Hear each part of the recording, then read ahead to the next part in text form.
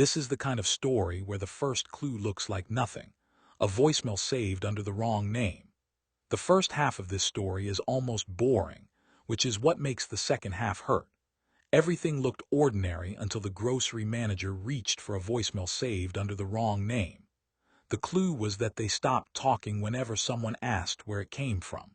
That should have slowed everybody down, but people love a simple explanation when the real one might make them responsible.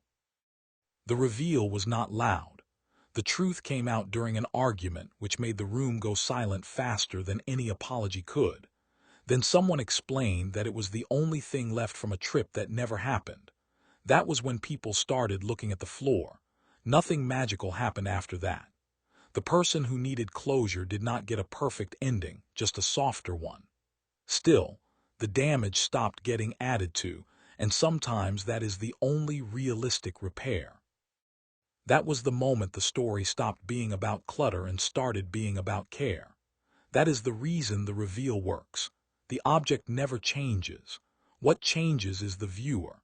You start by seeing clutter, and by the end you understand why the grocery manager needed it exactly where it was.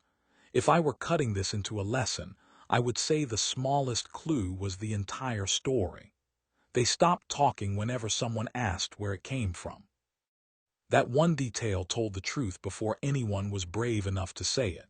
The apology mattered, but the behavior after mattered more. People can say sorry because the room expects it.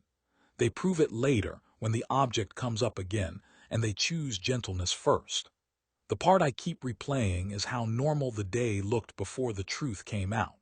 If they stopped talking whenever someone asked where it came from, that is not random behavior. That is a signal, and everybody in the room had walked past it because judging was faster than paying attention. Before anyone says they should have just moved on, think about what moving on actually means here. The object was not replacing a person. It was giving the grocery manager one tiny routine that did not ask them to explain the worst day again. Comment watch if this one felt complicated, like if the last line hurt more than the twist, and subscribe for the next sad story with a softer ending.